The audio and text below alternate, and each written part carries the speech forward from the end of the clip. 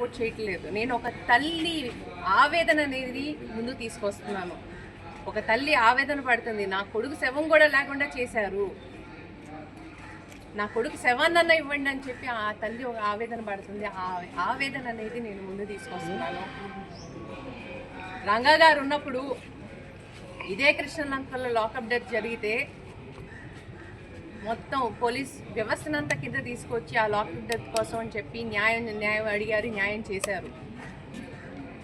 ఉదికొండ పద్మ అని చెప్పి ఒక ప్రాస్టిట్యూట్ని తీసుకెళ్ళి గుండు కొట్టిస్తే తను ప్రాస్టిట్యూట్ కావచ్చు, కానీ తను ఒక మనిషి, మానవ హక్కు ఉంది అని చెప్పి తనకి న్యాయం చేయించారు. అలాగా ఆయన అన్యాయం చేసిన ప్రతి చోట న్యాయం అనేది చేస్తారు. క్రిమినల్స్ కావచ్చు, ఏదన్నా కావచ్చు, ఒక న్యాయ వ్యవస్థ అనేది ఉంది, దానికి కట్టుబడాలి. కానీ లాని మీ చేతిలో తీసుకుని ఇష్టం వచ్చినట్టు చేస్తే, పోలీస్ ఆఫీసర్ అన్న బ్యాడ్జ్ పెట్టుకుని మీరు ఇష్టం వచ్చినట్టు చేస్తే అది కరెక్ట్ కాదు. మాకు న్యాయం కావాలి. ఇక్కడ ఆ తల్లికి న్యాయం కావాలి. ఆ తల్లికి తన కొడుకు శవాన్ని ఇవ్వండి, న్యాయం కావాలి. గవర్నమెంట్ కూడా ఇవాళ ఆ పోలీస్ ఆఫీసర్ని సస్పెండ్ చేయడం జరిగింది, ఎఫ్ఐఆర్ లాంచ్ చేయడం జరిగింది. మేము అడిగేది ఒకటే, ఇన్వెస్టిగేషన్లో ఎలాంటి విట్నెస్లు కానీ ఎలాంటి ప్రూఫ్లు కానీ మాయం చేయకుండా కరెక్ట్ ఇన్వెస్టిగేషన్ చేయమని చెప్పి మేము కోరుకున్నాము. న్యాయం అనేది జరగాలని చెప్పి మేము కోరుకుంటున్నాము. నమస్తే.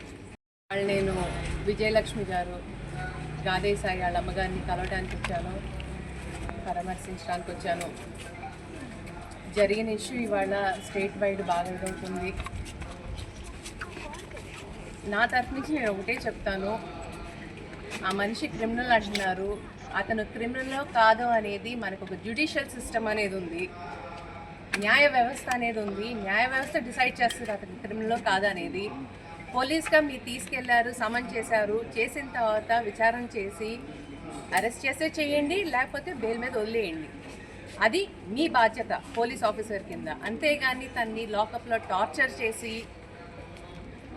మర్డర్ చేసి, ఆ శవాన్ని మాయం చేయటం అనేది తప్పది. Human rights violation. అది హ్యూమన్ రైట్స్ వైలేషన్. ఒకటి నేను క్లియర్గా చెప్తాను,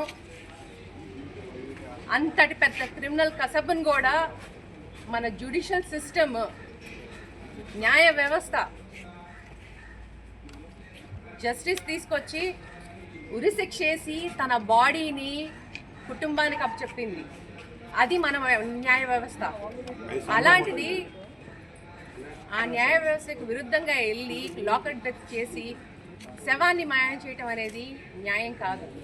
తను క్రిమినల్ కావచ్చు, కాకపోవచ్చు, అది జ్యుడిషియల్ సిస్టమ్ అనేది డిసైడ్ చేస్తుంది క్లియర్గా. Judicial system